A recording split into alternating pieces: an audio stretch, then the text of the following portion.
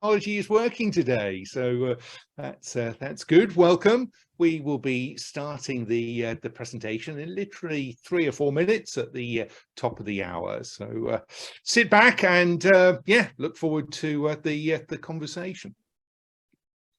I just like how Zoom drip feeds people into the It does, session, doesn't it? Yeah. as opposed to a full load, so to speak.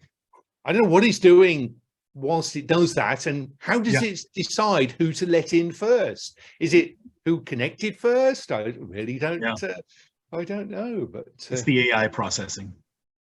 It's something like that. So, but I'm glad that it's working. And we should do our usual. And anyone that is just joining, whilst we're waiting for everyone else, put where you're calling from or connecting from, rather, so we can get an immediate feel as to where people are joining this webinar, because I know we have that often, that people from all over the world. So great to see your messages, which hopefully, well, everyone should be able to see that.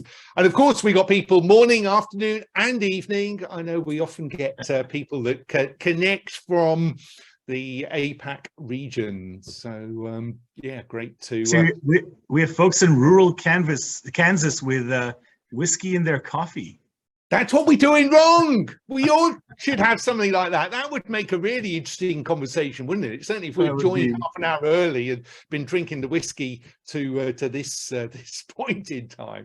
But, great to have you, and good to see Brian. Nice to I have my followers, my fan club coming to join us. I'm sure you've got yours too, Omar, which is nice. I'll pay them later with a beer or something. But, this is great. We've got good Kuala Lumpur, Lithuania, Romania. We've got our host of US representatives here. That's good. We're going to give it still a couple of minutes. Our Kansas friend insists they're completely sober. We'll take their word for it. Yeah, and we are too, I guess. That also should be worth clarifying. All right, but, so it's almost there. So everybody should be dialing in shortly. It's the usual thing. We've been using Zoom for how many years? People still connect exactly at the time the event is scheduled to start. And equally, we promise to finish at exactly top of the hour as well. So people can go straight from one meeting to that. It's always a juggle, these, and you can only do like one call. And ideally, you have 5 minutes before the next meeting, but as we know, it never quite works in that way. We'll just give it a few more seconds, because I always think you need to reward everyone that's joined on time, and if you're late, you're late. That's the way it should go. That's right. We'll cover all the good bits at the start in case just to reward those that have joined exactly on time. So give maybe a minute or two more, Graham. I think a minute. Yeah. So people are still coming in. Yeah. Great to see some names. Good to see you, CC, and Caroline, and loads of people connecting. So looking forward to the conversation. So just give it a few more seconds, and then we can get going. Perfect. But keep putting in the web chat where you're connecting from today. We want a bit of a picture. I'm sure the data behind the connection will tell us exactly where you're calling from, but it's nice to know now whether you're calling in from whichever part of the world it is. Hopefully warmer than it is in the UK. I don't think we've got above freezing point today, so it's certainly chilly. I'm not sure what it's like in the US where you are, Omar, but certainly pretty chilly here.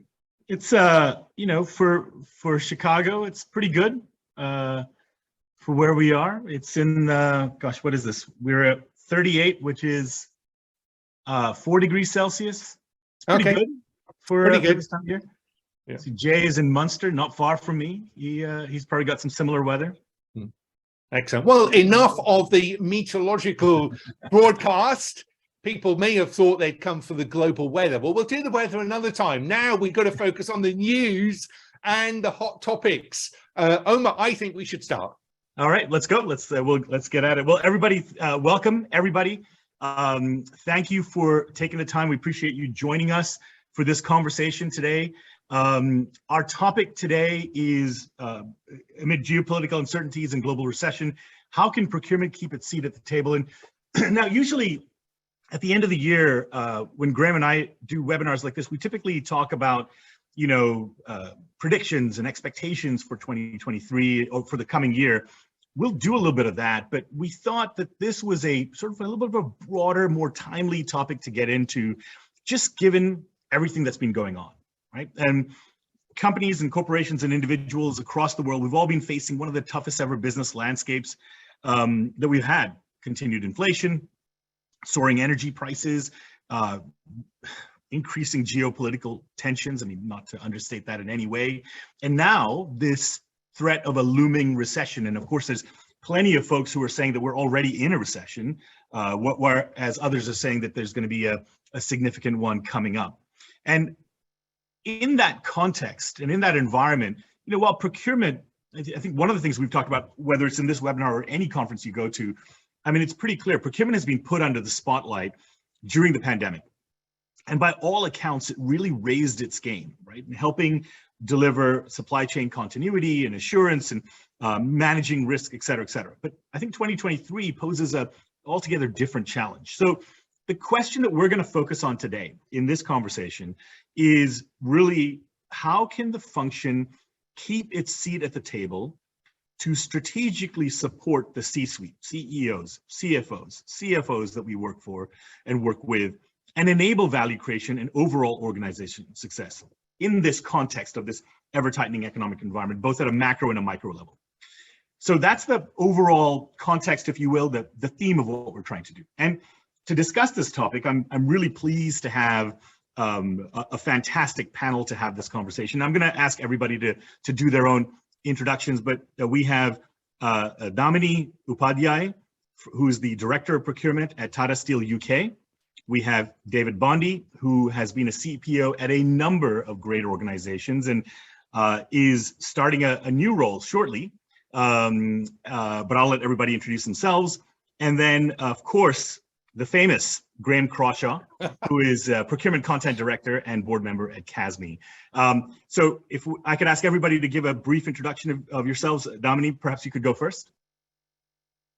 Hi, hello everybody. Thanks Omar and Graham for organizing this session. I think it is the right time to organize this. So I'm Damini Upadhyay, as informed by Omar, Director Procurement Tata Steel UK. And I'm in this role for last 1.5 years. Before that, I was with Tata. I have been working with Tata Steel over last 32 years, and I have worked in various verticals of procurement, large capex, contracting, MRO, strategic sourcing, etc., the global IT buy, etc. And but I started my career in Tata Steel in the operations. In the first initial 10-12 years, I was in maintenance, and then I switched over to the commercial functions. Thank you.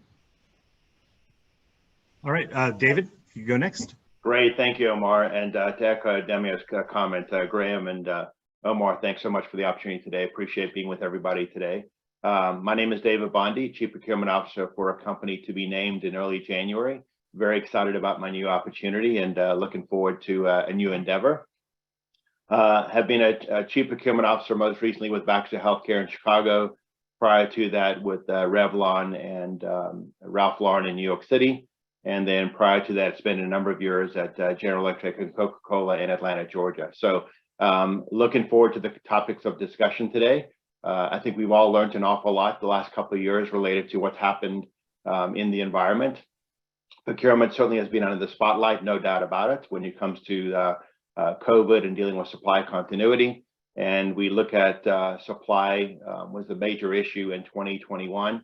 And then 22, we still have some supply issues. And now we're talking about a potential recession in some form or fashion. So we have to be nimble, we have to be agile and adjust accordingly. And looking forward to the conversation of how we continue to keep our seat at the table. Fantastic. Thanks, David. And now to the man who needs no introduction, but Graham, please go ahead. Oh, thank you, Omar. You always say that. Embarrass me. So yeah, I'm from CASME, the membership community that supports indirect procurement professionals globally with interactive events and benchmarking. And I'm responsible for the content of CASME's 200 events supporting its 225 plus members. So delighted to be here today. Very briefly, I'm Omar Abdullah, co-founder of the Smart Cube. I take care of our procurement business globally. We're an intelligence and analytics firm, for those who don't know us, based out of Chicago. All right, so let's, with introductions done, let's kind of dive into the core of our conversation. So, as I mentioned, the discussion today is really going to focus on what the procurement function needs to do to maintain its priority position and continue delivering on its promise. And we're going to tackle this topic in 4 parts over the course of this conversation. And the 4 questions that we're going to pose are, what are the key lessons that we've learned during 2022? So that's a bit of a retrospective view of what we take away from it. The second question will be, what does the upcoming risk of recession mean for procurement? And how will that change a bit of our philosophy? You know, there's an interesting idea. Omar, can I cut in there? A number of people that we're all flagging up. Your sound quality is appalling, so I'm not sure quite what's going on there. So let me just, whilst you're sorting that out, I'm not quite sure what you need to do. Just repeat those questions, because I don't think anyone will have heard them, because they sounded as if you were in the well, I don't know, in some echoey hallway. Oh, geez. So okay. Sure how's that? Is that any better? Not really, to be perfectly honest. No. Okay, let me see what I can do. I'm sure you've probably got a plan B. Anyway, the questions, just whilst Omar, you may need to leave and just come back in. That might work. It's a really sophisticated IT solutions there. But yeah, what are the key lessons learnt during 2022?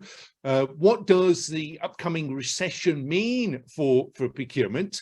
What are some of the strategic and tactical levers to stay ahead of the game?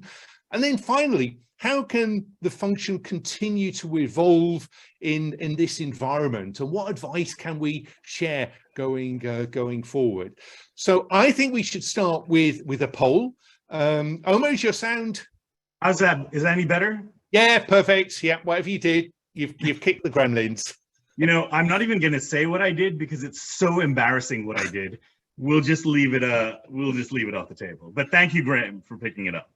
All right, so where are we? Are we at the first poll? Is that great? I think we should. I'm just launching the first poll now, and that first poll is to ask you, what are the key lessons that you've learnt during 2022? And you can select just one that applies to you. So the options that we've got are great, and I can't read all of those. I can read them. So, yeah, I've got a greater understanding of the importance of strong stakeholder relationships, a greater understanding of the importance of supplier relationships, the need for agile supply chains, the need to change negotiation tactics and capabilities as a result of inflation, or the need to embed energy cost mitigation strategies. Now, you could only select one. I'm sure we'd all like to select all 4, but that's not possible. You got to select one. We really want you to think, what is the most important, the most significant that affects you and your organization? People are just responding, so just waiting for that poll to end. We've got over 100 and almost 170 people on the call, so I'll just wait till we've got a good percentage. So just select one of those, and we'll share the results, which I'm going to do now because we've got a good view. So there are the results. So 37% have said a greater understanding of the importance of strong supplier relationships. Omar, back to you. Thanks. That's interesting. That's intriguing. And so, so that's clearly the front runner. The second thing is agile supply chains, need to change negotiating tactics, stronger supply relationships. So, Damini and David, what's your take on that? You agree, disagree, thoughts? Yeah, I'll give you my perspective. I think, look, no doubt any of those ones could be a viable candidate as far as being the front runner. But if you think about it, to me, what I learned over the last 2 years is really looking at the supplier relationships. Many suppliers we did business with, the reality of it is that they had the same issue that other competitors of theirs had, right? So who cares if you went to one supplier and said, I'm taking my business elsewhere, because the reality that other supplier had the same issues. So what I think I learned, probably the biggest lesson takeaway for me during the last 2 years or so, is around the supplier relationships and having the right relationship with those suppliers at the right level. And it was very eye-opening when you have discussions with suppliers and you don't know who the sales rep manager is, you don't know who the VP of sales, you don't know who the CEO of the company is. And I probably spoke to more CEOs in the last 2 years than I have in my entire life during the pandemic. And they weren't fun conversations, by the way. But CEOs of suppliers specifically. Yeah, CEOs of suppliers. Yeah. And dealing with those issues. So I think having those relationships becomes more paramount to me going forward, for the simple fact that you've got to have a good understanding of who the suppliers are, the structure of the organization, and having those relationships at the right level. Because the reality is, as we start looking at some of these inflationary things and we start looking at those things coming down, if there's supply continuity issues with us still exist in some form or fashion, they want to know who you are, and you need to know who they are to where you have that relationship. So that to me is paramount for sure. So David, I'm going to come back to you in a second, but Damini, I'm going to ask you your take on that poll result. But I'll come back to you, David, in a second in terms of how you see how do you feel that's changed your perspective going forward, that the last couple of years of experience. But let me come back on that. Damini, does that align with your perspective in terms of the need for stronger supplier relationships? Absolutely, Omar. So I'm in total agreement with the poll result. Is a very strong supplier relationship at the right levels across the organization goes a long way in tiding over the tough times. So this has been, as David mentioned, that over the last 3 years when we had the pandemic and then the geopolitical situations affected our supply chain, and at that point of time these relationships actually helped us in very critical tough times. Like, for example, during the pandemic, when there was a need for arranging PPEs at very short notice, even for the oxygen and the cylinders, etc. So this relationship with our suppliers actually helped us. They worked with us very closely to make sure that things are arranged. Not only that, there were lots of business changes which happened. And as David also mentioned, that suppliers also went through these changes. They were also constrained in similar ways as we were. But it helped because of the relationship, because of the alignment in our objectives and in our working together. This helped us in getting to the right place and in the end. So I'm very sure that the poll, everybody who has given this high score have experienced the same thing. I'm in total agreement with this. Beyond supply relationships, would there be any other areas that you look back in 22 and say, oh, you know what, this was a material learning for me or my team and how we operated and how we did business? Yeah, so there are one or two things, Omar, like, for example, everybody talks about that we should always de-risk ourselves from the single source and everything. But during this geopolitical situation, the situation arising out of this war, etc., it actually exposed the vulnerability of our supply chain, of our over-dependency on one geography, which has really opened our eyes. It resulted in lots of issues in security of supply, not only from the availability of the material, but also in the transportation area. So this has really given us a food for our thought, that how do we bring enough resilience in our supply chain of mitigating this dependency on the single geography, so that today it is one geography, tomorrow it could be something else. Yeah. So this is one. And the second one, which I think has really given us a very good insight into, is how important the risk management is in our supply chain. So picking up the early warning indicators, which might be giving us the signals now that something can go wrong tomorrow. And if we are picking up on the right signals at the right time, then we have time to react. Yeah. In a better way. So that is the importance of a very robust risk management, not only at the first level of the supply chain, but tier 2, tier 3 supply chain as well, is something which we see as the change going forward in our processes. Yeah, Graham, I'm going to come back to you in a second to get the CASME member view on all of this.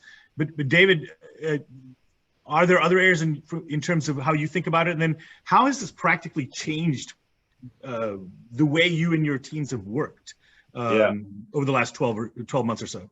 Yeah, look, I think the dynamics are very different today of where they were 2 years ago. So, things have definitely changed. And you asked the question about, what should we do differently as an organization going forward as you look at this?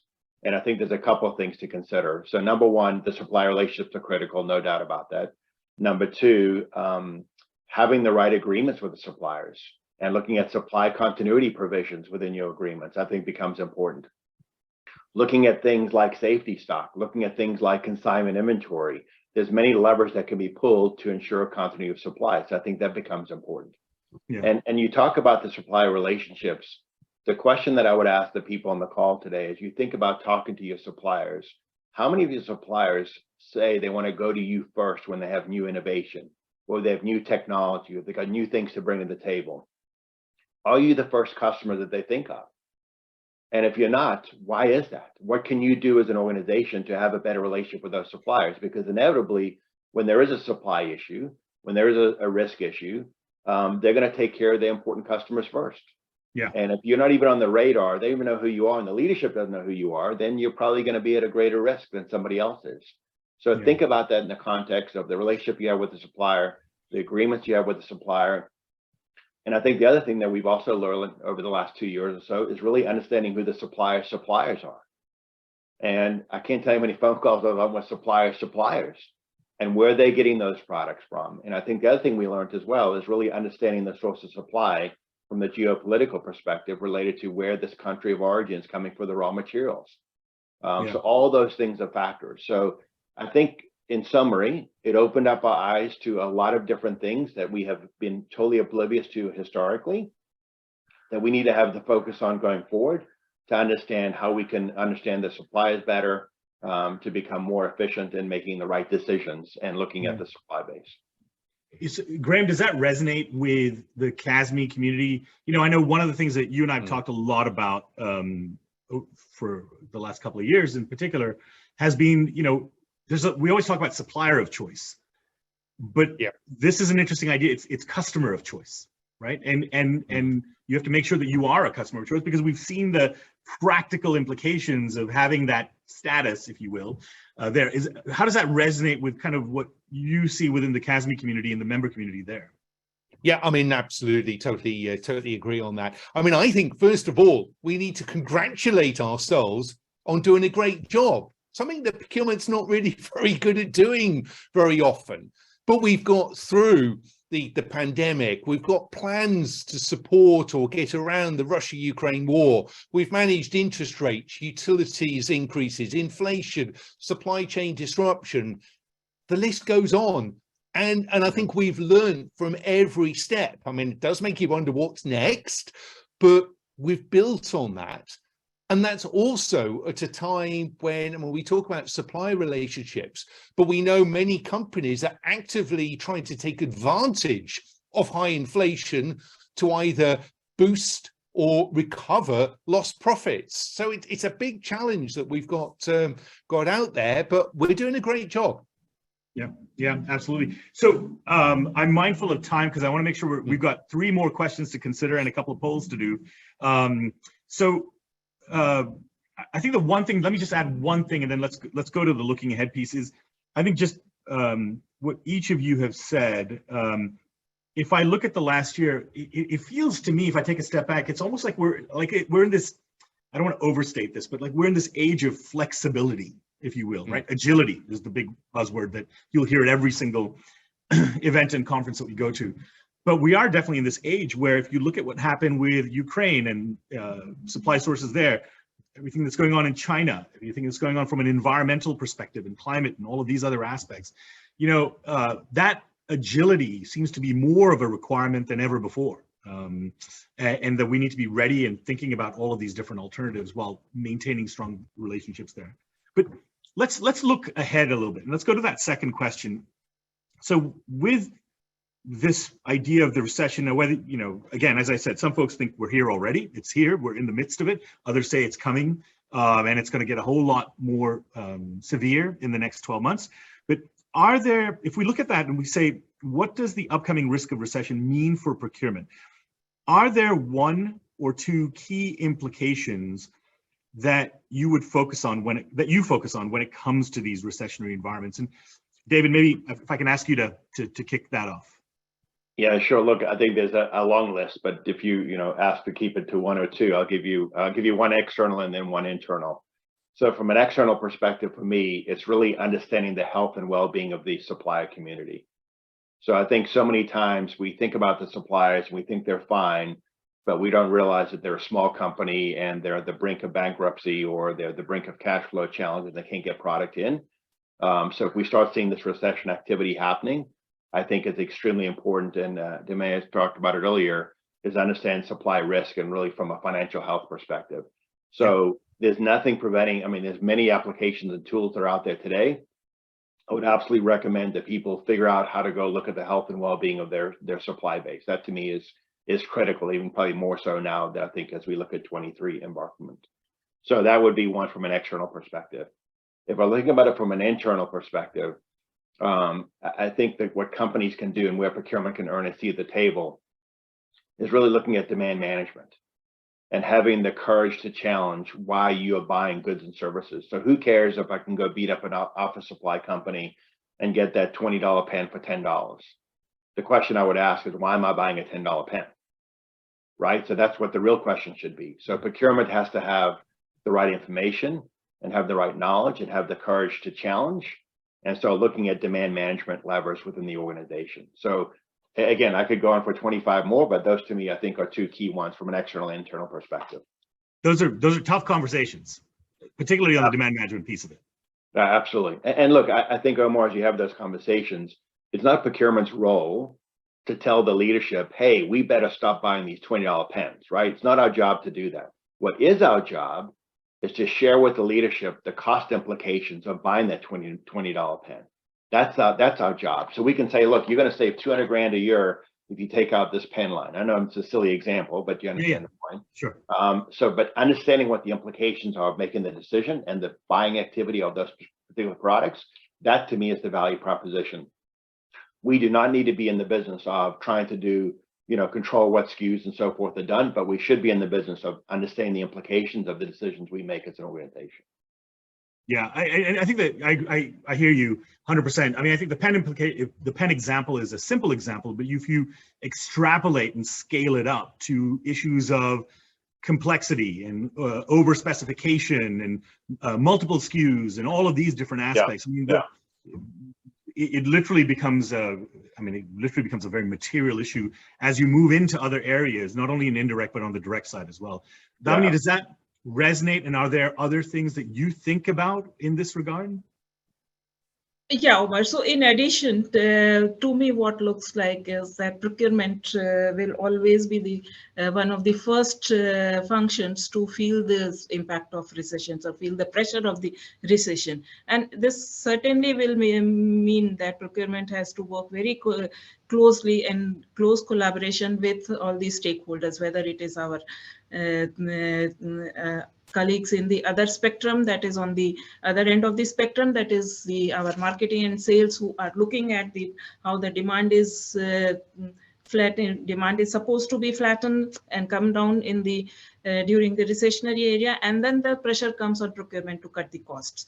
So when, as David said, that cost cutting is something which is not only procurement's responsibility, but procurement can show the mirror to the operations.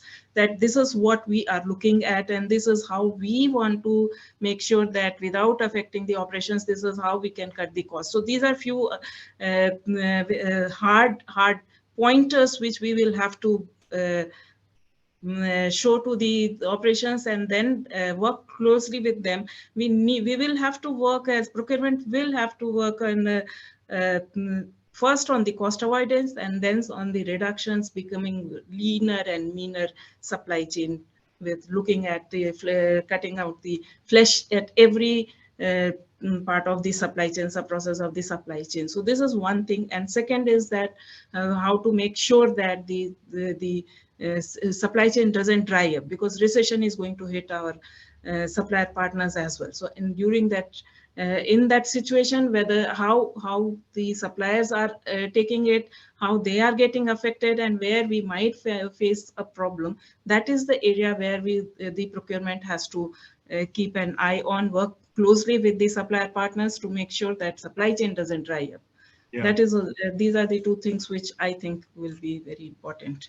So a couple of things that came up in that, I think, first off, on what both Damini, you said, and David said, I like the nuance on it, right? Because this is sort of an enduring complaint, if you will, that folks make about procurement is, well, procurement's always telling me what to do. And I think that's an important distinction and nuance. I'm not telling you what to do. I'm telling you the implications of what you're doing. You decide if you think it's pivotal to the business that we have a $20 pen or whatever it might be. But let's make decisions with data, with insight that we need. And then we know what we're doing and why we're spending money the way we're spending. We're not questioning it later. I think that's a really interesting one. The second point, Damini, that you brought up that I think has been really huge in the last year and a half to 2 years, especially, is this idea of cost avoidance, right? So I think we're all familiar, and Graham, I'm going to come to you in just a second to hear what you've been hearing on this, but CFOs never wanted to hear about cost avoidance, right? That's not real. I don't want to deal with that. I feel like we're in an environment where we have to come to terms with what that means in a fair way, of course, and in a transparent way. But, Graham, I'd love to get your takes, and then Damini and David, please weigh in as well. But cost avoidance is real, and it has to be talked about. I mean, so Graham, what's your take?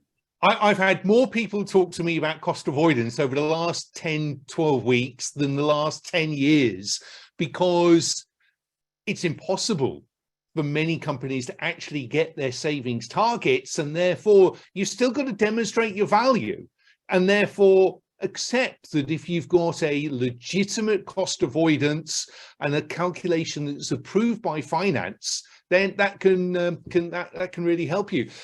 The view essentially that a recession provides procurement with a great opportunity. So again, I'm very much a glass half full sort of approach to recession. You talk about demand management. You've only got to look in the area of utilities and energy, and suddenly projects that weren't viable previously now are viable. So I think it's to procurement to flag this up. We've all done the basics in terms of LED lights, but there is so much more that can be done. And to people that aren't involved with utilities contracts, you should still have some knowledge of what's going on in the marketplace, because it's likely to be impacting your suppliers. So you need to know to have those conversations, and fundamentally expecting that prices should come down as quickly as they needed to go up. And if it did give you a challenge, then the cost avoidance shows that you're still delivering that value.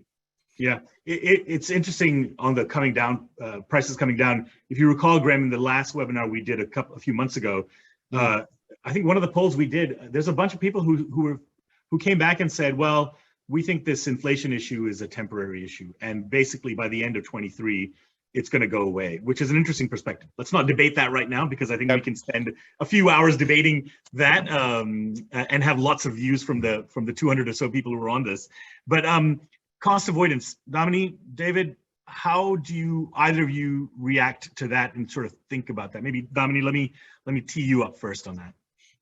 Yeah, so the Omar, for me, cost avoidance will certainly take a very center stage in the recessionary environment. Basically, when we say cost avoidance, it is better demand management, like what we must buy for the operations to continue, what we can have, but we can postpone it later for a later date when the time becomes a better times come, and then what we can do without. So these are the kind of weighing we will have to continuously keep on doing in every item or service or whatever we are trying to buy. Evaluate with these glasses that, okay, if it is a must, then must go ahead. And then comes the question of how we can have a better contracting, the prices, how in recessionary environment, how the prices will come down. So that is a different part which procurement will have to take care of. But demand planning is very important when we talk about the cost avoidance. That is one point from me. Yeah. Okay, that makes a lot of sense. And I think you're right. Let's be strict about what we're buying, and then let's tackle this issue of cost avoidance. David, your thoughts? Yeah, so a couple of perspectives on the cost avoidance one. Look, this is a fun, healthy discussion that every procurement organization has with their leadership. I've worked with leaders who've said, cost avoidance, who cares? That's your job. I mean, why are you even reporting that? You should be doing that every day. And then I've had other leaders say, look, it's a big deal, especially in an inflationary environment. If you have the ability to avoid an increase of 20% and you get it to 10, that's a win, right? Because procurement had to be involved. If they weren't involved, they would not have, show that 20% happened. So the reality of it is, I think it's a matter of how you tell the story. And avoidance has been a lot more prevalent now. And, Graham, to your point, you've had a lot more conversations with them in the last couple of weeks than you have the last 10 years. And the reality is, it's because of the environment we're in from a macro perspective. So people look at these inflationary things that are happening, and procurement's now getting involved to figure out how they can kick that can down the road or prevent it from happening with the suppliers. So you have to do those things. Now, to me, the only way that procurement can be successful in this realm is having alignment with your finance organization. And I've always had the philosophy, never should procurement tell the business how much money they've saved. Finance should tell the business how much money procurement has saved. So having that third-party auditor, if you will, of sorts, be involved in every single transaction to be able to articulate the story, you got to go do that. Now, the other thing that people have said, well, I can't do that. I do that every single day. Well, I got it. So then there's this balance between having a good report and spending the time to tell the story and put it together, and other stuff that's just your day-to-day job. So you got to figure out what that balance is. But for me, having a third-party company or third-party entity, if you will, do the reporting on it, and the validation, I think, is paramount. We'll probably see some of that activity happening in 23, but with these recessionary activities potentially happening for us in 23, now is an opportunity for us to go back to the suppliers, because look, they came to us pretty quickly when stuff was going out. I'm not sure your phone's going to be ringing off the hook and saying, hey, you know what, crude went down and cheap steel went down, so we're now going to give you a 10% price reduction. So your phone is not going to be ringing from those guys. So you got to, be proactive and get ahead of that. Yeah, better visibility, better insights into the data and what's happening in the market, as well as the quantitative information that you're getting. Look, yeah. I think it's so fascinating to me, right? This cost avoidance thing, and for those, we sort of grappled with the cost avoidance topic for so many years, but never in this same way, right? I mean, when's the last time we saw material inflation like we're talking about now? I mean, I think decades, literally decades. And I suspect there are probably a good number of the 200 people on this call who may not even have been born when we last really experienced it, right? So but it's a fair topic, and it's coming up. On that note, I do want to get to the third question, but the third question, by the way, is what are some of the strategic and tactical levers to stay ahead of the game? Before we do that, I believe we have poll number 2. Is that right, Greg? We have, and I've just made that live. So again, please respond to this. And on this one, you can select 3 choices that apply. So what are your top 3 techniques to address inflation impact when negotiating contracts? So really trying to learn from me, what are you doing at the moment So the list that we've got that you can choose from has come from benchmarking that we've already carried out. So we know all of these are pretty common and useful approaches. So extending contract terms, expanding the scope of work, negotiating discounts based on future volume, negotiating discounts by benchmarking supplier prices, negotiated defined maximum price increases, negotiating inflation sharing models, which is an interesting one, and negotiating added value services for the same investment. So we'll give you some time to work out the top 3 that you find most helpful in your organization as a way to mitigate some of the impacts. And as I said earlier, we know a lot of companies are trying to boost their profitability, boost their prices to gain greater levels of profit. So procurement's got a lot of work to do. So what are the 3 techniques to address the inflation impact that is most appropriate to your organization? The results are still coming in, so I'm stalling for time here because we really do want to get a feel. Thank you for everyone that's voting, and I'm just going to give it a few more seconds because we then want to get on to the conversation around this one. I'm going to end it there and share the results. Now, of course, the percentages don't work because you could apply 3 of these. So just look at the length of the bars on the chart. And I'm actually really quite amazed how the mix of the respondents, pushing the lead literally by not very much at all, is negotiating discounts by benchmarking supplier prices. My goodness, that's difficult. We could have a whole conversation around that, ensuring apples for apples comparison. I'm not going to go into any details on that, but that's a massive challenge, a really difficult one. Most of the others are pretty similar. Omar, what are your thoughts? I'm just making a note of this. This is quite interesting to me. The negotiating discounts by benchmarking supplier prices, I mean, that makes sense. If I look at, from a procurement insights and intelligence perspective and analytics, we get asked that question a lot in terms of what are other prices, how is the cost model made up, et cetera. Number 2 is negotiating defined maximum price increases. Kind of makes sense to me. But the other interesting one is the first one, which comes in at a close third, right? Which is extending contract terms as is, which is kind of interesting. If you can, Omar. If you can, absolutely. And I appreciate there's certain sectors of, in a whole bunch of sectors, including, frankly, Damini, yours, and David, the ones that you've most recently worked in, where that is going to be a challenge. What's Damini and David, what's your take on these choices? Surprised, not surprised? Yeah. Omar, I'm not surprised actually, because for any given category, any one of these techniques will be taking the center stage. So more or less what the poll has come out, these are the techniques which are generally applied whenever there is a situation arises. But in this inflationary situation or the recessionary situation, the one which we are talking about is the negotiate based on the supplier's price. There, I think the strategy would be on how we can have the should be cost model. That will help us in understanding what should be the price, and then there is a negotiation which takes place. So there all the inputs which are current, rising out of the current situation, the right inputs are coming in, and the supplier, and this can be worked with the suppliers so that it is an open book discussion. Yeah. This helps in getting at the optimum price. I will not talk about the reduced price or the higher price, optimum price. That is something which will foster the effectiveness of the contract going forward. It should not so happen that, okay, we with some tactics, we have got a price which is non-viable for our partners for a longer term. Then that contract tends to get into a different kind of trouble altogether. Yeah. So I think I'm not very surprised with this outcome.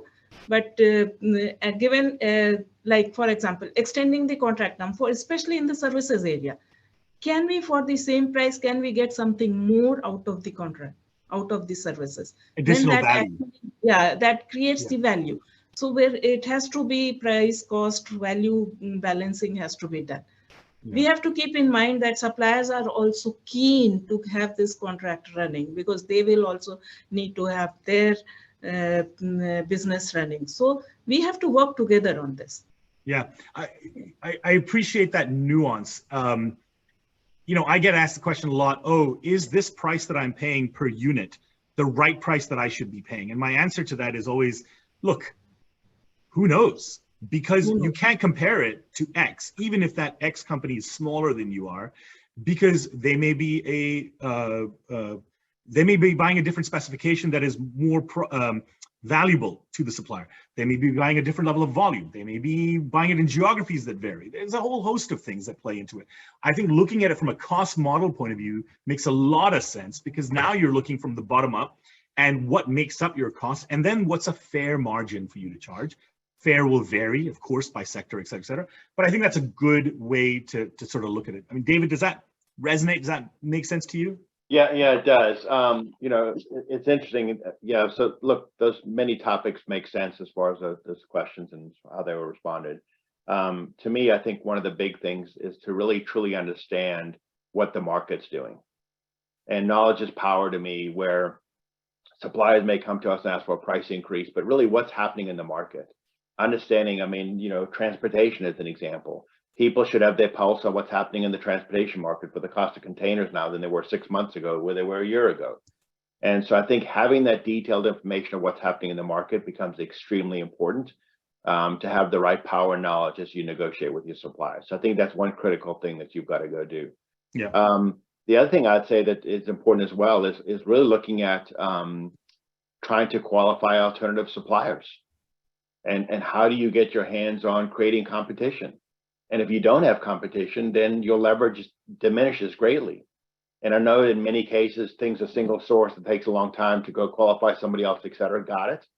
But where you have the opportunity to create competition, I think it's in your best interest to do so. So I think that makes a big difference as well. And the last thing I'd tell you is around, you know, I talked about having the courage to challenge, thinking about challenging the status quo. And the question I would ask of the panel, I mean, of the people on the call, is how many of you sit down with a supplier and saying, hey, Mr. Supplier, what can my company do differently to lower the cost of the goods from your organization? What can I do differently? And in many cases, the suppliers freak out, like, well, what do you mean? So if you have the opportunity to sit down with the supplier and saying, hey, this is my cost that I'm paying with the organization today, what are levers that I can pull to reduce the total cost of ownership, whether it's transportation, whether it's minimum order quantities, economic order quantities, lead time, safety stock. I mean, there's multiple levers that you can go pull. What can I do differently? And they may come up with a crazy idea that there's no way you can agree to, and that's okay. But they may come up with some pretty cool ideas that we didn't know that we were doing a practice that was causing us to pay more. But we sometimes just don't have the relationship, or we don't feel comfortable asking the supplier those questions. So I agree. I think there's tremendous value. I'll give a little quick anecdote, not to date myself, but you know, in my early days in procurement and consulting, we were looking at payroll services, and this is back in like the 90s, and we looked at the costs and we were like, well, these costs look ridiculous. They look really high, and we went back and we spoke to the vendor, the third-party outsourced vendor, and the vendor came back and said, oh yeah, you want to know why? Well, here's your cost. Literally, I can't remember the numbers, but ballpark, it was like 55–60% of the cost is because you have us do manual workarounds and activity that adds to the complexity. Yeah.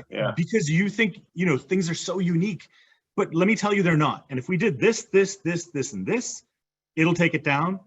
We'll reduce our prices because we will make a profit, and it's fair, right? We make a profit and go from there. So you're right. I think ask the question. You never, I don't want to say you never know what you learn, but you'll get some real insights coming out of that. Yeah, I mean, a lot of times suppliers will be relieved that you asked the question, and they'll be telling you all the stuff. They're like, whoa, that's really happening. And you have no idea, but you've now given the platform in order for them to educate you and tell you how you're running your business with them. Yeah, 100%. Yeah. Omar, so actually this is a very important aspect of having a very strong supplier relationship. So in this supplier relationship, one aspect is how we can create value together in the whole supply chain between the supplier and us, and then share that value. So this whatever we are looking at, if this is the price we are paying for a particular commodity or the service, how we can bring down that price by looking at the processes, at looking at the supply chain end to end, from suppliers to till the end of the supply chain at customers end, and where we can tweak something which will generate value and then share that value with the suppliers. And this particular approach gives lots of value. We have experienced this with many of our supplier relationship programs with our strategic suppliers. Yeah. And it helps both the organization, because it is creating value for both. So it is something which they take it very positively. Yeah, I think that idea of incentives is an interesting one. Graham, how does that play in? Are you hearing those conversations in terms of having the conversation with suppliers and how you look at tactically dealing with this? I am, but I must admit, I think I also need to share that quite a number of companies are saying there's going to be a focus on working capital, which is a bit of a quick and dirty, put pressure on the supplier, extend payment terms, not pay them. And I've had conversations where companies are looking to really extend, push out further. And that's not really helpful. So I think what we've heard from David and Damini is much more professional, much more long-term, sort of working together type solutions. And you need to try and avoid the quick and dirty note from finance that says, just we're going to pay 90 days rather than 60 or even longer. And we've heard some horrific payment terms being discussed quite recently. So you've got to sort of almost take control so that you can do some of the good things we've just heard, rather than be under pressure from finance to get a quick fix. Yeah, 100%. And it goes back to that customer of choice conversation that we were having a few minutes ago, right? And how that plays in. I mean, we're not going to get into it, but I've heard stories that go well beyond 90. I've heard 150 days. I've heard 150 days, and I'm not going to process your invoice until 30 days after I receive it, which essentially makes it 6 months before the supplier gets paid. And for any supplier, that's a tough ask. But again, let's not get into that in this conversation. 365 is the longest I heard, and it was in the press in the UK, an advertising agency last week. So you can check that one out. They've been slated for doing it, but it's not what procurement should be doing. Some of the good things that are working together, take cost out. That's really what we should be all about. Yep, 100%. I'm mindful, we have this problem every single time. We have literally 11 minutes left. Let's quickly do the next poll. I think we have one final poll and then the question, one remaining question to talk about. So this poll, you can answer 2 of the options. So what can the function do to evolve and keep its seat at the table? So we want to learn from you. What are you doing to really demonstrate the value and how procurement can remain connected, as we've been talking about? 5 options for you. More closely aligned with strategic corporate priorities and objectives. Partner more closely with the CFO to identify and respond to inflationary and supply chain pressures. Double down on the already developed procurement transformational plan. Increase and/or speed up technology investments to really drive digitalization, and invest more deeply in talent. I bet you'd all like to tick them all. We're not letting you. Only select 2 of those, because we really want to see what is the direction that procurement is going in to keep its seat at the table in 2023. Just giving you a few more seconds, and then we'll get some input on that one. So a few more. Yeah, people are still responding. And just to share with you, the top 3 issues around inflation, as reported by CASME members in November: shortage, rising cost of labor, increased production costs, and still the issue around energy prices and the impact that they're having. So just a soundbite. Whilst I captured all the results, I'm going to end the poll there in the interest of time and share the results. Again, you can't rely on the percentages. Look at the length of the bar. I'm not surprised. We keep talking about this. Get aligned with strategic corporate objectives. That's how you're going to keep your seat at the table, and the others follow suit. Back to you, Omar. That's interesting. So align with corporate strategic priorities, partner more closely with the CFO. Makes a lot of sense to me. David, does that resonate? And are there other sort of advice you would give to a procurement leader as they head into this environment? Yeah, so hands down, absolutely alignment with the corporate priorities, right? So procurement can have their own strategic initiatives and priorities. If they don't align with the business, they mean nothing. So it's absolutely imperative that there is things that procurement is focusing on is what matters most to the business. It's a no-brainer, very basic thing, and I don't know why anything else would be more important. So I feel pretty strongly about that. Having alignment from the organization, I think, becomes important. The other thing, so got it, alignment with the CFO. And look, I think we've had more discussions with CFOs that would like to have around inflationary things that are happening, supply continuity, et cetera, so all those things, so that it doesn't surprise me. The one that I'm surprised that's a little bit low is around the technology investment. You know, we heard about digital transformations, and that was a big buzzword if you think about, you know, a year and a half ago, and everyone was going digital and everyone's doing all these transformations around technology. I think even more so now as an organization grows, how do you become more efficient with your technology, and how do you exploit the data? So I'm a big fan of taking data, turning it into information, and then making it actionable. And unless you've got really good data and good systems, many of these things you can't go do, and you can't do them timely and efficiently. And you talked about agility or the need to change promptly within procurement organizations. Well, you got to have the right information to be able to make those decisions timely. And if you've got spend data that's suddenly 6 months old, you know, you can't respond quickly enough to go make their appropriate changes. So having that information quickly, timely, accurate is extremely important. So that to me is one that I would say should continue to be a focus for procurement organizations. As we look at this recession activity potentially, you look at demand management opportunities, you look at specification changes, you look at spend by supplier, there's so many value propositions that can be derived of having the right technology deployed in the procurement organization. Yeah. Makes sense. I want to touch on that point in a second, but Damini, your thoughts, your takeaway on this. Absolutely right. You have to be, the procurement has to be in complete alignment with the corporate strategy, and of course we'll have to work very closely with the CFO. These 2 points are absolutely the most important thing. And of course, one thing for me is that how fast you can do the analytics, how fast you can churn the data to see, to give a right picture to the CFO and to the organization where we are progressing, so that we have enough time, time and visibility where we have to go for the mid-course corrections. So to me, the analytics also takes a very important aspect. It takes a very important position in the whole. When we are looking at the aligning to the corporate strategy, then analytics of where we are going, how we are going, what the market is, how the market is moving, and how it is impacting us. So what is the changes we have to bring in our processes, in our approach, in our strategy at the tactical level. These are the things which will have to continuously be worked upon, and it cannot be a static or a quarterly or a half-yearly exercise anymore. So agility, to bring agility, as David said, that technology is very important. How fast we can get the right data, how fast we can churn the right data, get the right MIS, and take the right decisions. So these are the important points for me. Yeah.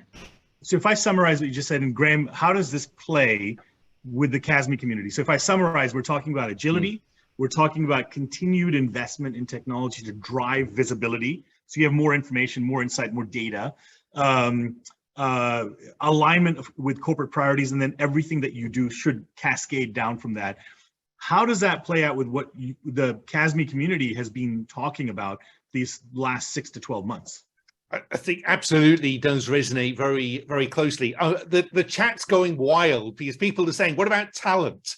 I mean, it's all vital. There were so many balls How do you choose? juggling because the talent's important, the risk management, the ESG. Where do you stop? You've got to be doing all of these activities, and I wonder we're all crazy busy. But yeah, that's also goes into the mix. You can't just focus on one area. I think it's a blend of all these activities that are so important to get right and support for 23. Yeah, and to the folks on the webinar, we are being a little unfair with these poll questions because we only give you a couple of options to choose from. And I know we all want to choose them all. We'd rather rank order them, but I think that pushes the conversation, that pushes the debate as to where it's going. I don't think we're going to have time for questions, but I want to tee up one idea, and it's more of a question as to where 23 is going to go. So procurement, again, I'm going to use some cliches, right? Procurement earned its seat at the table, delivered a lot of value, done a lot of good things in the pandemic. Now we're moving into a recessionary environment where CFOs typically, and I don't want to put this as a broad brush, but CFOs typically look at cost cutting. They look at measurement of budgets. They look at, okay, what can I get rid of from an excess perspective? We've kind of earned the right to spend a bit more and get things done because that extra dollar typically delivers 10x, 20x, whatever is on the value scale in terms of a return. I think the one question I just pose is, what do you think that mentality is going to be in this recessionary environment? Of course, it probably depends on the extent of the recession, but let me just leave that. We have like 2 minutes, but if we can get thoughts from folks. Damini, maybe starting with you, will that CFO mindset change? Will it remain? How do we stay ahead of it? Omar, I don't think CFO's mindset will remain the same. While that $1 spend gives a 10x in future, but in the recessionary environment, that 10x is coming down. So CFO will certainly be looking at how that $1 it has to be brought down so that your cost of operations doesn't go haywire. So CFO's mindset will certainly be changing. That is something inevitable.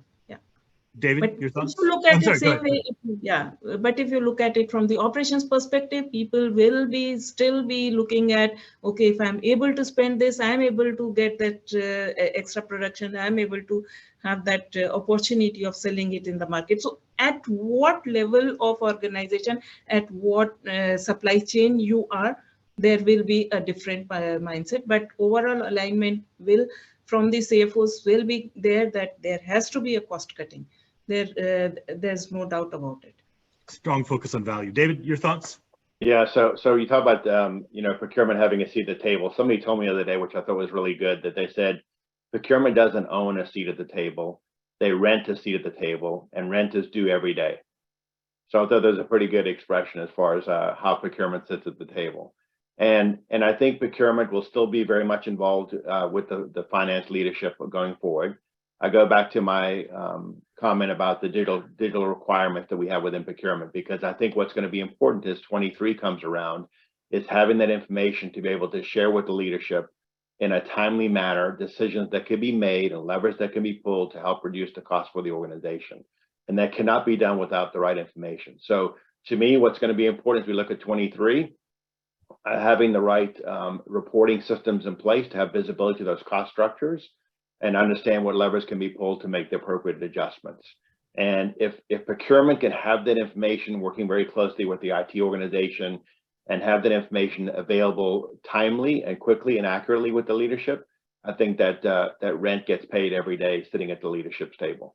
Yeah, don't take it for granted. Keep earning your place there, and you do that through more visibility, more insight, intense focus on value, and driving benefits to the entire corporation. Exactly. I think that's fantastic. Well, my apologies to the folks on the call. We cannot get to questions. We will look at your questions, we promise.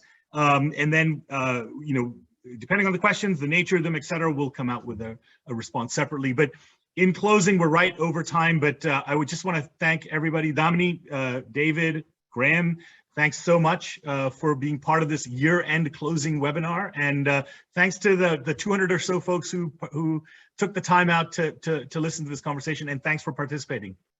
Everybody have a great end of year. Thank you. Thank you.